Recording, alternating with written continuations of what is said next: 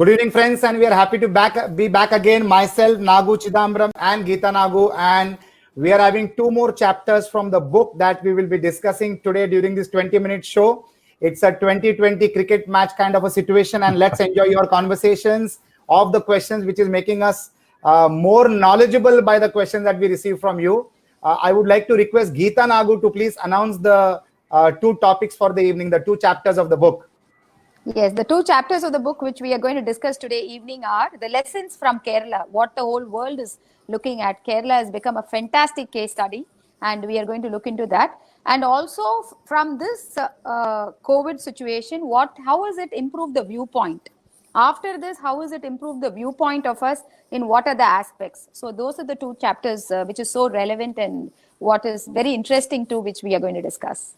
Fantastic, Geeta. So one of the few states which started with the infection first in the country was unfortunately Kerala. It had to start somewhere. It had started from Kerala. But the way Kerala reacted, the way the government played the role, the way the NGOs came into place, the way the medical workers came into action is absolutely a lesson for the whole world to understand and learn from. Of course, in India, the other states also are equally competent and they have done a brilliant job because definitely there are states where the population is much more higher with a very weak infrastructure. Kerala fortunately has a 4-tier health system which came to their rescue, and the 30,000 plus medical workers of the government, they became the strongest volunteers. But let me tell you, friends, the magic that was created by the public in every state of the country. Every citizen of India came together and created a support system for the challenges that were faced, and Kerala led the situation where today, in spite of being the early infected states, the number of people who are recovered are the highest in Kerala. So I think it's a lesson to learn. We have learned a lot from Kerala. All the other states quickly implemented. Fortunately, we were very close to Kerala to understand this and implement it in our own respective states also. Nagu, what's your take on the way Kerala bounced back with this challenge? Rajesh, this is a crisis. So if you look at the way the crisis has been handled, because crisis does not knock and come, it just knocks you down the way it comes. And this is one such classic case where it just landed where nobody was ever prepared or nobody had any clue of how this was to be handled. And hence, it's only crisis and crisis management. And I think at that, Kerala rebounded very quickly. Everybody's hit on a crisis. How quickly you rebound to a crisis is what is going to really make it or break it. And typically, I think they must have created a war room kind of a situation, and they must have split the team to two. One team would have been thinkers, and the other team would have been doers. The thinkers would have been ideate on the what, and the doers would have been figure out on the how. And when they merge together, they start looking at the now and they look at the next. So you've got it really like an army setup. And then when you have a learned population like how it is in Kerala, where people are willing to absorb what it is when it's explained, and then they also start cooperating, like you just said, it's the public that plays the role, And when you understand that social distancing for the first time, when you listen to it, it's like Greek and Latin, though it's English, you start wondering what's the meaning of social distancing. They went on to hold to it like dear life. And the results are obviously magic. I think everybody's heard about the umbrella story that they came out with. It's just simple thought to apply, and therefore you do it. And that has given massive results. If you look at the way they have protected their drivers, the cab drivers, now they could get equally hit or infected, affected. And the way they've created that slim thing, it's like what you see in London, the cabs. There is a partition between the driver and the passenger. You think it's only London. It's not the case. Where there is a need, you go and set it up. And here they've set it up so beautifully, elegantly, and it's giving results. And they come up with multiple such small things, which I'm sure every state is looking at. Every state has looked at and done the same or more. Maybe this was marketed well and it at least caught the attention of everybody. Nevertheless, I think Kerala is shining and it's showing from the front how it can be handled. I think it's a great deal what they have done. Fantastic. So, Surya Chidambaram, do you think Kerala's magic will be a case study at Harvard level and everybody worldwide will be able to learn? For sure, Surya, even other parts of the country have learned it and the world is looking towards it as a model. But let me tell you one interesting aspect. The learnings came out of the previous pandemic that Kerala handled, and that learning was helpful in these current times, and they used technology to the T. The war room that Nagu spoke about was absolutely a call center. It was absolutely a military kind of an operation where all the government agencies swung to the absolute immediate action. 1,200 people managing the call centers, and they classified the entire population into 3 categories. The category of the first category was the people who needed medical services and support system. The second category was the people who needed food to live, to sustain. And the third category was they also started creating psychological setups where psychological and psychiatrists and psychological doctors were available on the phone to console people who were scared out of their wits. So all the 3 actions happened simultaneously at the same time, and it was a well-prepared plan. Fortunately for Kerala, their village system is absolutely in place, and the Gram Panchayat also played a very critical role. And this is what exactly is being done by every Gram Panchayat in India. They are absolutely on the last rung of the population. They are connected with people and treating them, motivating them, and helping them to understand the importance, the necessities, and the procedures of social distancing, which is helping to avoid the spread of this dangerous disease. Geeta, your take on the next question that I would put to you is we will discuss about Kerala. We will just does conclude population on the matters? Is this result of education strength from Mr. Vinod Parkar? Absolutely, it is the result of education. Kerala has the highest literacy, and it has because of that, so many things. Very robust public healthcare system. Actually, if you look at it, the risk of transmission is the greatest in Kerala because the huge population which is living abroad is in Kerala. They have the highest remittance money coming to India. So huge number of people are living abroad, as well as highest tourism crowd is also happening in Kerala. With both of this, they have the greatest risk of transmission, but they have flattened the curve. This is a fantastic case study, and the first credit always goes to the literacy rate. It is the education which is going to solve all the problems. It is the awareness. When the awareness goes to the people who are educated, they are going to incorporate it. You don't have to put force. What is happening in other states is we have to, for the civilians to adhere to the norms, we have to put force. But whereas in Kerala, that never happened. Why? Education was playing the part. Kerala could become a very good model for our other states to, follow up. And that is the structure we should be looking at. Their follow through, their awareness, how the government and the public came together, how the NGOs and the health workers worked together, and how the communication system was, how the helpline and mental helpline systems and their tracking, their tracing, everything was fantastic, and how they use their resources. This situation, India has used the resources very well, right from the railway coaches to Kerala, where Nagu was saying about the taxi, and then you said about the umbrella. All that is being very resourceful and innovative and creative in your solutions. This is what we as individuals and professionals, as organizations have to learn, that anything can be crossed over if we are being very resourceful about it. We are very innovative about it. We are very creative about the solutions. We don't have to wait for one high funder solution to come and solve. It is just all around us. So if you're looking at that need, then it could be easily solved.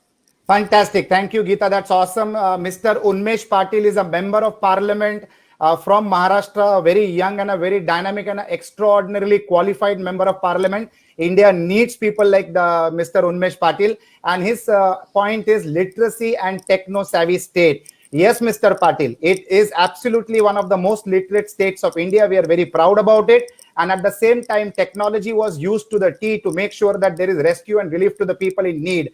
Actually, they used the facilities of all the possible Google tools to the highest. And every government organization team and every donor team, supporter team, NGO team, everybody uses technology to the T. And that has been a great breather for creating the reprieve that we have seen. And the results are so fantastic, where the ratio of the people recovered is the highest, one of the highest, not only in the country, but majority of the parts of the world.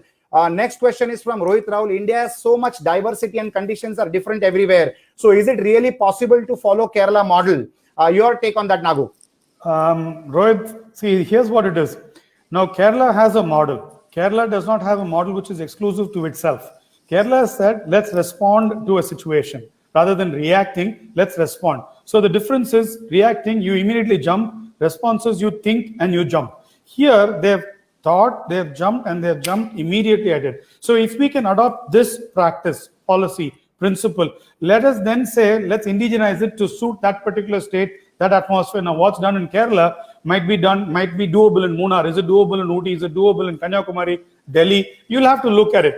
But what they have done is not exclusive to their space alone. They have done it. Now let's do that, and let's look at others that we can do on similar lines, different lines. Basically, respond to a situation immediately. One of Kerala's biggest take was, let's do it immediately and track it, because when the numbers are small, the tracking and control is easy. When the numbers go big, the same amount of tracking will get tired. The system will get weak purely because the numbers have expanded. So that's the whole thing. Fantastic. Thank you, Nagu. Sandeep Pote is in the logistics business. How much time Mumbai will take to control Corona, and what Kerala did, which Mumbai can't replicate? So, Sandeep, everything that Kerala has done has been replicated by the whole country. Whatever Mumbai is doing, Chennai is doing, or other states of the other cities of the country are doing is being replicated by every place in the city, every city in the country. Apart from that, what is critically important is, because of this crisis, we have learned a new concept which everybody is executing and implementing, which is not corporate social responsibility alone. That is, the corporates have really come together and supported this situation currently. But what is more critically important, which we witness every day, is the personal social responsibility. There is amazing support from every citizen of India to every city and village of the country to ensure that citizen suffers, goes home hungry, sleeps hungry, or is having a lack of medical facility. Everybody is trying to do their best to make sure that the whole country is together and as one single family trying to tide over this current crisis. Your take on that, Geeta?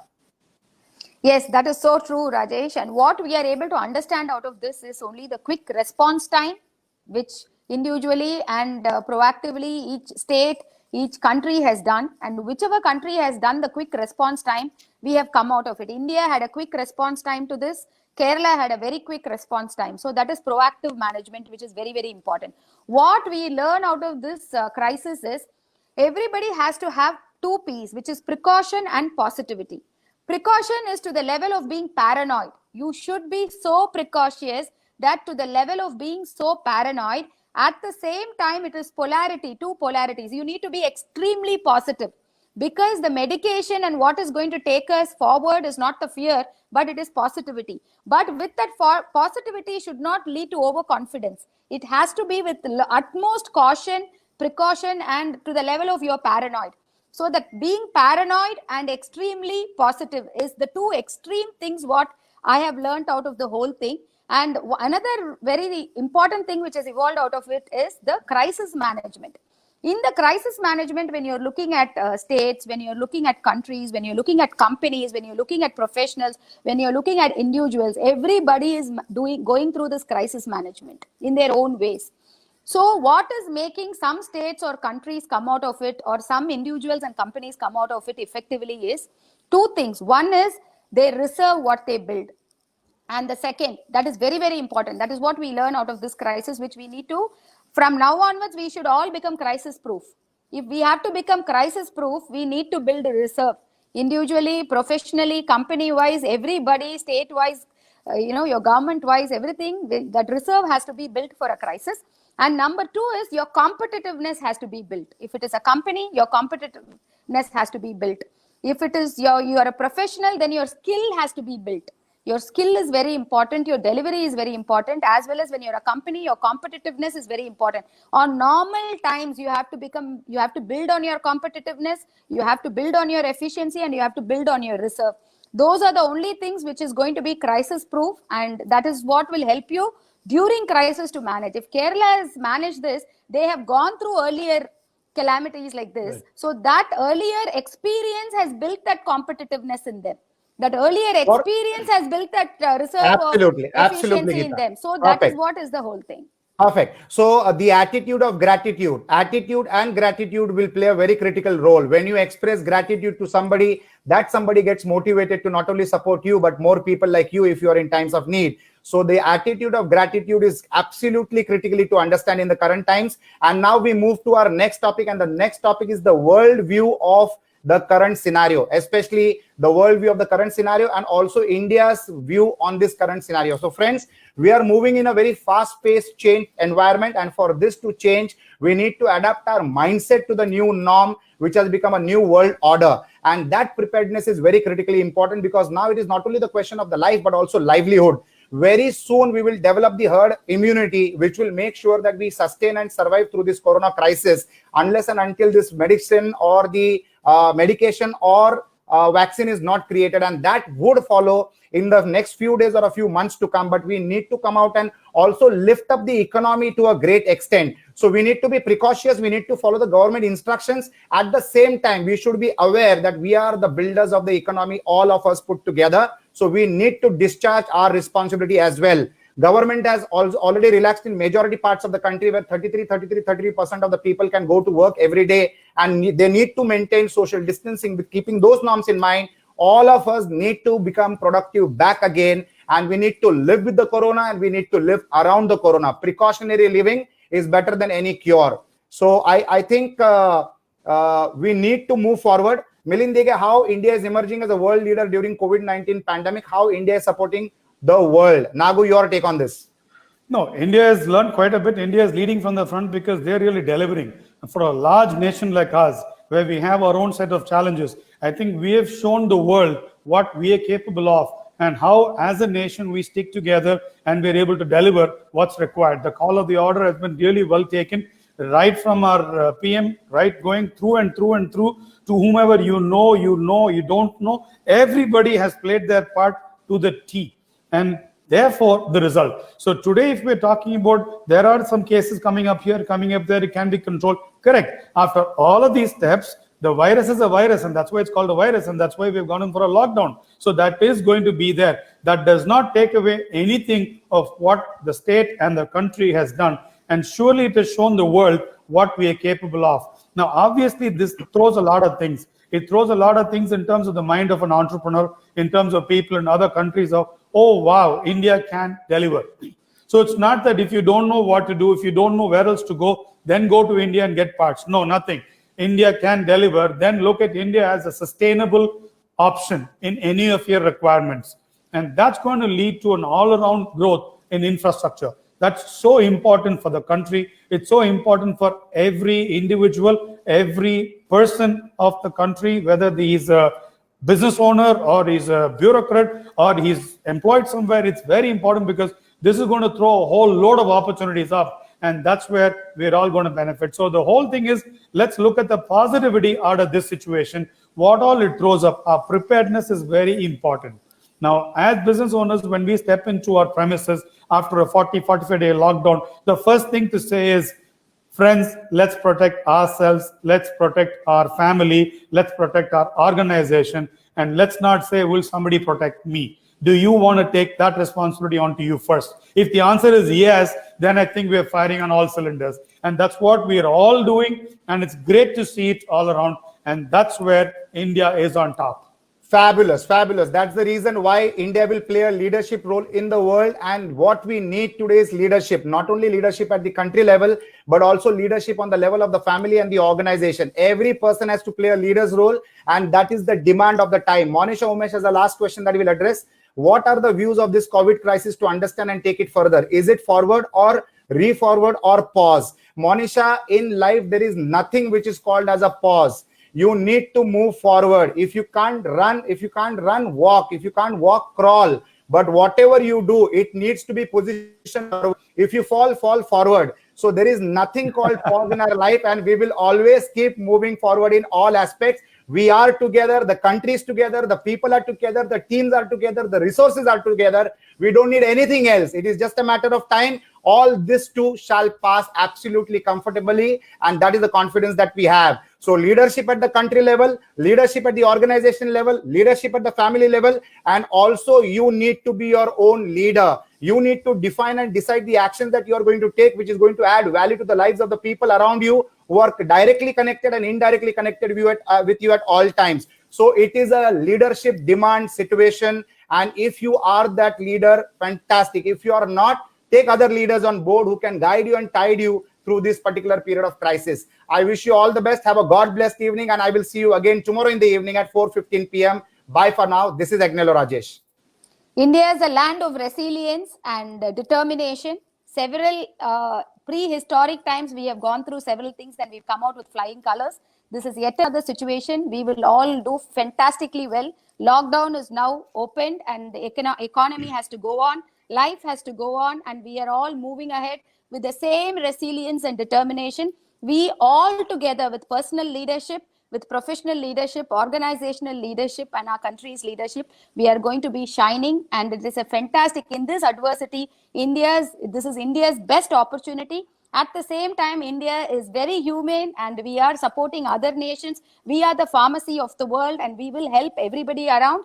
Meanwhile, we are also going to have fantastic growth opportunities. So let us all look forward and march forward. Signing off, and see you tomorrow, Geeta Nagu. Thank you so much, Geeta. Yes, Nagu. Hi, everybody. That was wonderful chatting up. Now, I just have one point to state. Please don't sing a negative tune because your neighbor or whomever else you know is talking about it. Instead, you turn it around by speaking about something positive. Look about the opportunities that are available. If somebody's got a pain, see how you can cure it, then see how you can fix it in the long term. If it can be turned into a business opportunity, it's going to be great. It could be a product or a service. So keep looking for opportunities, because a business opportunity for you is curing the pain of somebody else. And therefore, everything from here is only growth and upward movement. And see you all tomorrow evening at 4:15. This is Nagu Chidambaram signing off. Fantastic, fantastic, Nagu. The virus is contagious enough. Let us not have contagiousness from negativity. Let us have positivity all around us. Have a God-blessed evening. Thank you.